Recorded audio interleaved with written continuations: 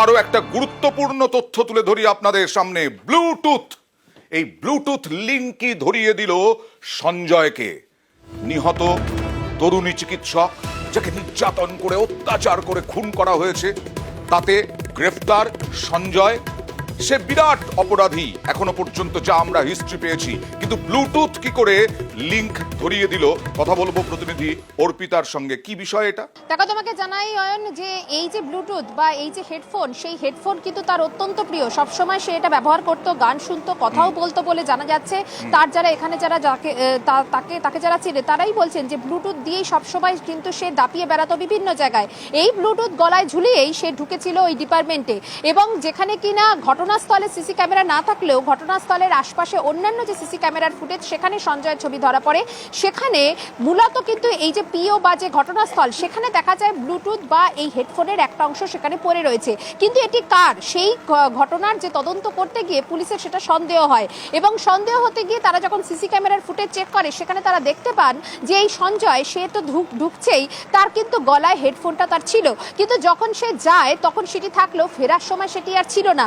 তখনই কিন্তু সন্দেহ দেখা যায়, এবং তারপরে তাকে যারা চেনে তাদের সঙ্গে কথা বলে পুলিশ জানতে পারে যে সঞ্জয় রায় নামে এমন একজন ব্যক্তি, যে কিনা হাসপাতালের কর্মী না হলেও এখানে কিন্তু সে তার এখানে অবাধ বিচরণ, যখন তখন যত্রতত্র সে কিন্তু ঘুরে বেড়ায়, এবং নিজেকে কিন্তু এটা বিশাল কিছু বলে সে ভাবে। যখন তখন রোগীদেরকে ভর্তি করানোর নাম করে বিভিন্ন ইস্যুতে সেই হাসপাতাল দাপিয়ে বেড়ায়।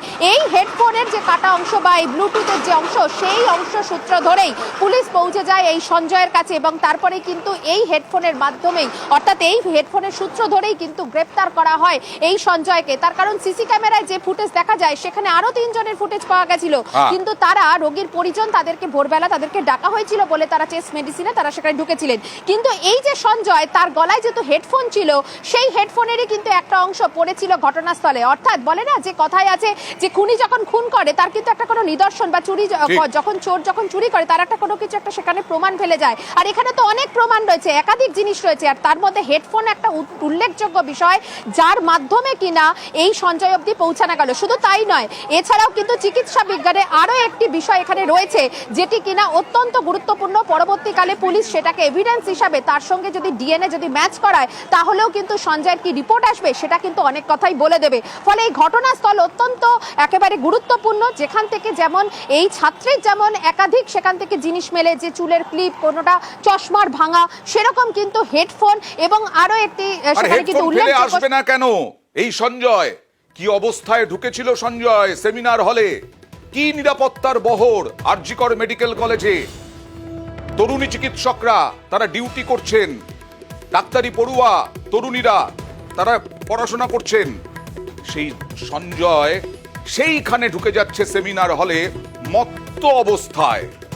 30 থেকে 40 মিনিট থাকলো সেখানে মত্ত অবস্থায়।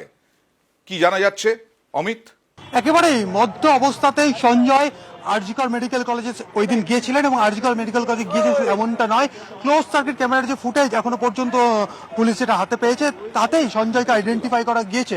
কারণ ক্লোজ সার্কিট ক্যামেরা ফুটেজ থেকেই দেখা যাচ্ছে যে সঞ্জয় ভেতরে যাচ্ছে, অর্থাৎ চেস্ট মেডিসিন বিভাগের পাশে 2টো ক্লোজ সার্কিট ক্যামেরার ফুটেজ পুলিশ সংগ্রহ করেছিল। তাতে একটি ক্লোজ সার্কিট ক্যামেরার ফুটেজে পাওয়া যাচ্ছে সঞ্জয়ের উপস্থিতি, আর আরো একটি যে ক্লোজ সার্কিট ক্যামেরার ফুটেজ, তাতে আরো 3 জনের উপস্থিতি পাওয়া যাচ্ছে। মোট 4 জনকে জেরা করা শুরু করা হয়েছিল গতকাল সন্ধ্যা থেকে। এই সঞ্জয় বাদে বাকি 3 জন, তাদেরকে যখন জিজ্ঞাসাবাদ করা হয় পুলিশের তরফে, তারা জানা যায় তারা রোগীর পরিজন, রোগীর প্রয়োজনে তাদেরকে উপরে ডাকা হয়েছিল। এই কারণে তারা চেস্ট মেডিসিন বিভাগে তারা গিয়েছিলেন ওই সময়, অর্থাৎ রাত্রে যখন পিএম এর ওপিনিয়ন পাওয়া যাচ্ছে, রাত্রি 3টা থেকে ভোর 6টার মধ্যে খুনের ঘটনা ঘটেছে। সেই সময় সমসাময়িক যে ক্লোজ সার্কিট ক্যামেরা ফুটেজ তারা সংগ্রহ করার পরেই তারা যখন খতিয়ে দেখার কাজ শুরু করেন যে কারা কারা ওই সময় চেস্ট মেডিসিন বিভাগে তারা গিয়েছিলেন, তাতে দেখা যাচ্ছে একটি ক্যামেরা ফুটেজে সঞ্জয়কে দেখা যাচ্ছে সে হেঁটে ভেতরে ঢুকে যাচ্ছে। ভেতরে ঢুকে যাওয়া মানে চেস্ট মেডিসিনের পাশ দিয়ে সেমিনার রুমে যাওয়ার একটি রাস্তা আছে, ওই রাস্তা দিয়ে সেমিনার রুমে পৌঁছে গেছিল। পরবর্তী সময় প্রায় 40 মিনিট পর যখন এমার্জেন্সি বিভাগের নিচের অংশের একটি ক্লোজ সার্কিট ক্যামেরা ফুটেজ যেখানে পাওয়া যায়, সেখানে লক্ষ্য করা যায় সঞ্জয় বেরিয়ে আসছে, এবং সেখানে যে বিষয়টি উঠে আসে, যখন সঞ্জয় ঢুকেছিল তখন গলায় এই ধরনের, অয়ন্ত আমি দেখাবো আমাদের দর্শকদের জন্য, একেবারে Bluetooth। এই ধরনের ইয়ারফোন বা হেডফোন তার গলায় ছিল। যখন সে নেমে আসছে তখন এই ধরনের কিন্তু ব্লুটুথ হেডফোনটা গলায় তার নেই। এবং সেই হেডফোন কোথায় পাওয়া গেল? যেখানে ওই তরুণীর দেহ পড়েছিল ঠিক দেহের ঠিক পাশেই হেডফোনটি পাওয়া যায়। এই দুটো প্রমাণ সঞ্জয়কে কার্যত পুলিশের জালে এনে দিল। এমনকি তার যে বয়ান, তাকে যখন জানতে চাইছিল যে ওই রাতের ভোর 4টের সময় কেন উপরে গিয়েছিল, সে প্রথমে পুলিশকে জানিয়েছিল এক রোগীর কাছে তিনি ওকে, গিয়েছিলেন। কিন্তু আমি আসবো। অমিত, আমার সঙ্গে রয়েছেন অপরাধ মনস্তত্ত্ববিদ হিরণময় সাহা।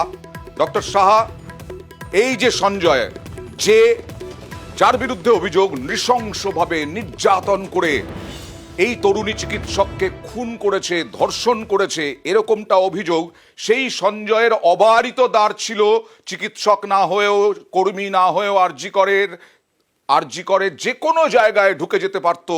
আর যেদিন এই খুনের ঘটনা ঘটেছে সেদিন রাতে, ওই রকম ভোর রাতে মত্ত অবস্থায় সেমিনার হলে ঢুকে সে খুন করলো এই তরুণী চিকিৎসককে, এমনটাই এখনো পর্যন্ত জানা যাচ্ছে। হ্যাঁ, আপনি অনেক সময় বলেন যে অপরাধ মনস্কতা প্রত্যেকটা মানুষের মধ্যে থাকে, কোন সময় বেরিয়ে আসবে, কিন্তু কিন্তু বারবার অপরাধের ঘটনা ঘটিয়েছে এরকমটা জানতে পারছি, যদিও খুন করেছে বলে এখনো পর্যন্ত এর আগে হিস্ট্রি নেই। কি বলবেন? দেখুন, ভারতবর্ষ কেন, পৃথিবীর ইতিহাসে এটা একটা খুবই দুঃখজনক ঘটনা, বিরল থেকে বিরলতম। কারণ একটা মেডিকেল স্টুডেন্ট কলেজের মধ্যে তার নাইট ডিউটি থাকা অবস্থাতে তাকে নৃশংসভাবে হত্যা করা হয়। এটা থেকে প্রমাণিত হয় যে আজও আমরা কত পিছিয়ে আছি। কারণ এটা তো ঠিক, প্রত্যেকটা মানুষের পেছনে একটা করে সিসি ক্যামেরা, একটা করে পুলিশ দেওয়া যাবে না।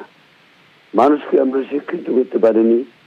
আমরা মত্ত অবস্থায় হাসপাতালে মানুষ ঢুকছে, সেটা কন্ট্রোল করতে পারিনি।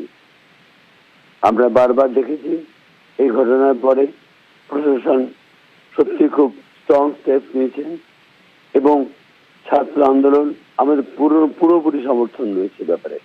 কারণ এই জিনিসটি সম্বন্ধে মানুষের সচেতন হওয়া দরকার। তার মানে সঞ্জয়ের মধ্যে এই অপরাধ প্রবণতা ছিলই, আপনি বলছেন যে কোনো সময় এই ধরনের ঘটনা ঘটাতে পারে ছিল। এবং এই ধরনের অপরাধ প্রবণতা আমরা অনেকটা কন্ট্রোল করতে পারি। কি করে পারি?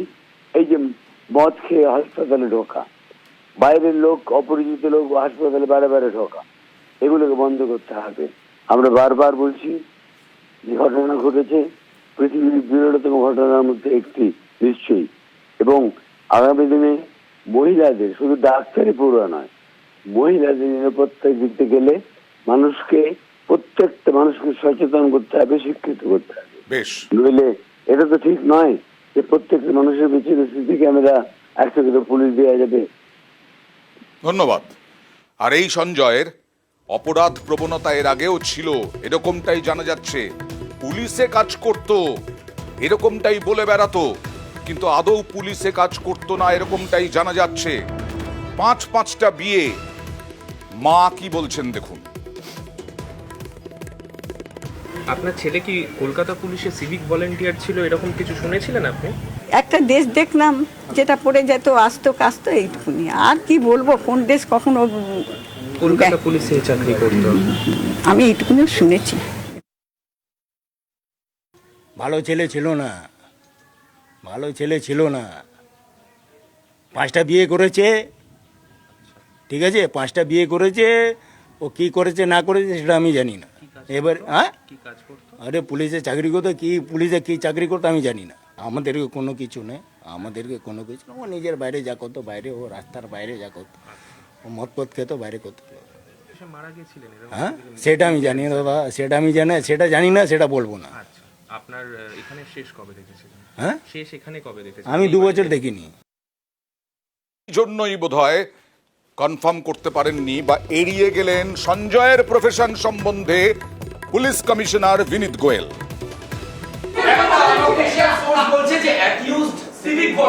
For us, he is a criminal of the highest order. Whatever he may be, he is a criminal. Such a heinous crime he is committed, and He is a criminal of the highest order, which deserves the highest form of punishment. The case has been started both under rape and murder.